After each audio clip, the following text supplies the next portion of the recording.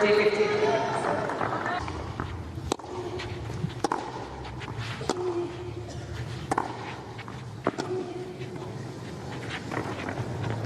est-ce qu'elle va lui faire une deuxième fois?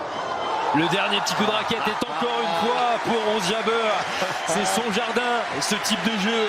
Le petit coup et la parade, mais ça ne suffit pas. C'est donc temps Belinda Bencic l'anticipe.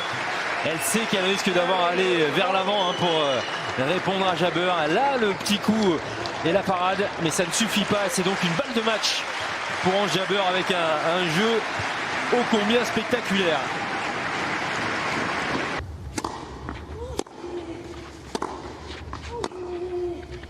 Oh, le slice. Allez, faut y aller, faut y aller.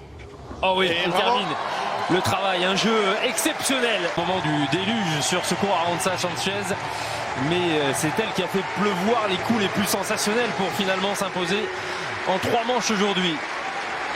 Solide. Ouais, très très solide dans cette troisième manche. 11 Jabber, on avait vu à un moment donné, elle avait enchaîné 13 ou 14 points pour seulement 2 laissés à Bencic pour faire la différence très rapidement dans cette troisième manche et s'échapper, mener 3-0, balle de 4-0. Il a fallu bagarrer encore un petit peu pour garder ce jeu de service et rester à 5-2. Et puis ce dernier jeu là, magnifique, avec toute la malice, toute la créativité qu'on connaît dans le jeu de 11 Jabber. Les amortis, contre-amortis, ces balles jouées un petit peu derrière, ces slices, ce rythme, voilà, dans lequel elle n'a pas voulu s'engouffrer, même si de temps en temps, elle a été amenée à le jouer, ce jeu en cadence, qui ont fait justement dans la deuxième manche que Bencic a réussi à gagner cette deuxième manche.